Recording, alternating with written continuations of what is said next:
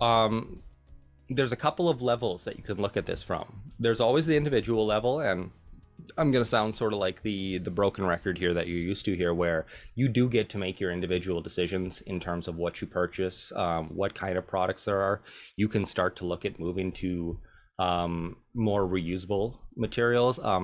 If we return back to the sort of childhood adage of the 3 R's, the 4 R's now, reduce, reuse, recycle, rot.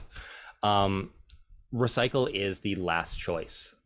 Try and really put that focus on a reduction. If you don't need it, don't buy it. If you can, buy it used, etc. You know, vintage is coming back in, and reuse is way better than recycling if you can. That brings me actually to a quick point. Glass, which everybody thinks of as this really heavily recyclable material, is very recyclable if it gets to a recycler in one piece. But broken glass isn't recyclable. And it's mostly because when you get a bunch of broken glass, A, it's really hard to gather it all and separate it out from other materials. And B, you get all of these different colors. If anybody has, we have Sarcan in Saskatchewan, but I don't know what you might have in other places, but you're kind of your beverage recyclers where you bring your glass bottles in. They'll often ask you to have your brown bottles with brown, green bottles with green, clear bottles with clear. And it's because if you don't recycle those bottles together, you end up with this really dark, mishmashy, brown, gray, black glass that unfortunately most consumers don't want to buy. And so no producers are going to buy this recycled material to make glass out of, because it's just not going to create a sellable product. So glass, outside of being recyclable, is also one of the most reusable items. If you find yourself with a lot of glass bottles, you know, spaghetti sauce containers and things like that, keep them around, use them for whatever you can around the house, because you'll always need some sort of glass container for something, and it's going to keep it from going into the landfill. Outside of those individual contributions, lobby your local or regional governments. It's easy to look at sort of like a federal or a large response to this and start saying, Government of Canada, ban plastic bags and stuff like that. But for example, here in Saskatoon, we had a plan for curbside composting come up just recently. We're behind the times, obviously. We don't have a free curbside organics collection program going on in the city yet. And part of it is because when that came around, it also came wrapped up in this call for what we would call pay as you throw garbage collection, which is that you don't just put anything into the garbage collection system and they come and just pick it up and you don't have to worry about it. You would get charged for the amount you throw. There's different ways that this can happen. They can weigh the amount of garbage that comes out of your bins. They can give you a set amount of tags for garbage bags. And then if you use more than your allotted amount, you can purchase more tags so that, you know, you're accounting for it. But what it does is it creates systems where people are actually accountable to the amount of waste that they generate. This was voted down. People saw it as either too complex or just super unpopular. People didn't want to have to pay more for the garbage collection that they saw they were already paying for in their taxes, despite the fact that if you look at anybody else who's adopted these things, long run, you pay less in taxes. You're usually paying less for your garbage collection because you start reducing the amount that you use. And most importantly, you don't have any huge tax hikes in the future for when your municipality has to all of a sudden build a new landfill because you've run out of space. These are the sorts of things that come up regularly in local or regional governments that if you just sort of let the status quo govern, you know, how these things go through, people will only be looking at it from the convenience angle and they'll quickly throw these things down. You ask people to move away from single stream recycling towards a more separated system, which would guarantee, you know, not guarantee that everything's going to get recycled, but guarantee that at least you're going to get uncontaminated streams that would have reliable markets. Let's remember also that recycling is a market-based system. It's not sort of a feel-good thing. Nothing gets recycled unless somebody's willing to buy it. So if you see something like a separated recycling system come about, If people vote against that and go with single stream, nothing's changed and you still have the exact same problems. So look at the issues that are happening in your cities, in your regions.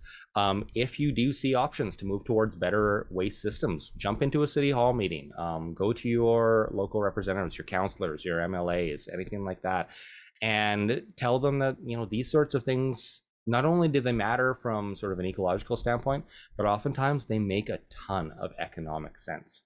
Like I said, you're not paying for new landfills. You're paying less in municipal taxes, in RM taxes, things like that.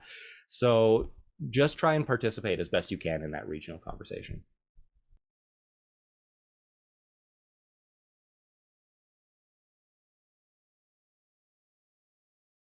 It makes a huge difference. It's very similar to other places, but as a personal anecdote, when we've done waste audits at the University of Saskatchewan, about 60% of our total waste is organic materials. So that's 60% of our total waste footprint that could be entirely diverted from the landfill if we had an appropriate organic collection mechanism to take it away. We do actually have a collector in the city who has a big commercial organics operation now. We were, like I said, we were hoping to get one going a year and a half ago or so until city politics got into it. But I'm hoping to see a municipal program move forward very quickly, and USask is hoping to develop it as soon as we can figure out the actual logistics of getting our custodians to pick up and collect and move all this hot, smelly, wet, heavy waste around. But for sure, it absolutely does. The other big reason is that any organic waste that goes into the landfill is not just contributing to the overall landfill like mass, but it is creating methane, which inorganic compounds don't create to the same degree. And methane, as I described, is like about 4 times as dangerous as carbon dioxide in terms of greenhouse gas capacity. So by removing those organics from landfills, we're going to be making a huge impact in terms of our total greenhouse gas emissions.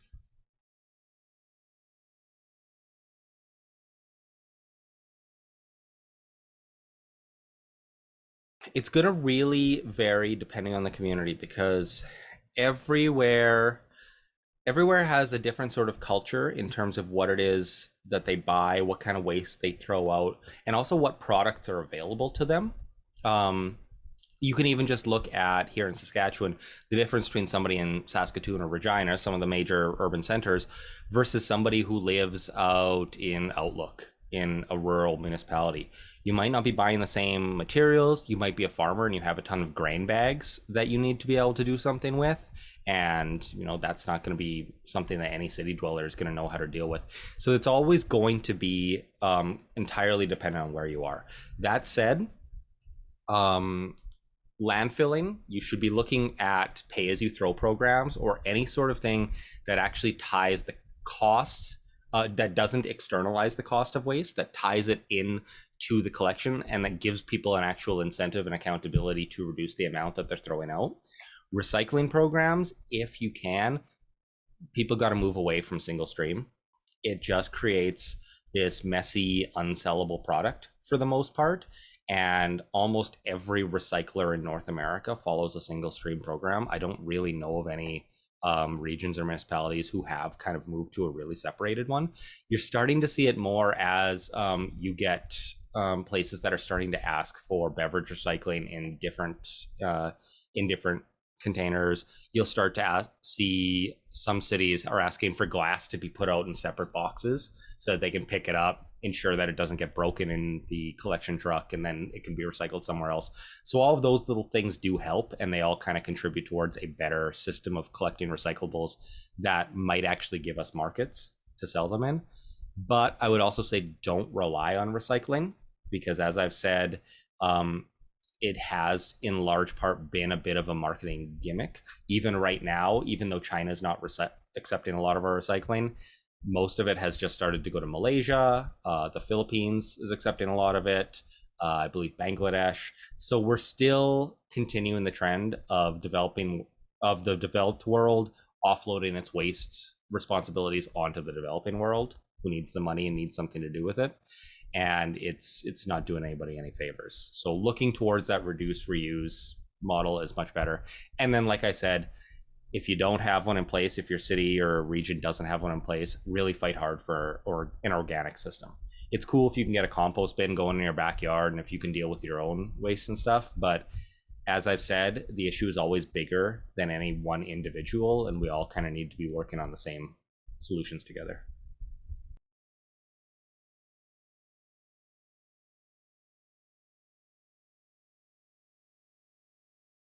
I think I'll be straight with that. I don't think the litter bug approach works.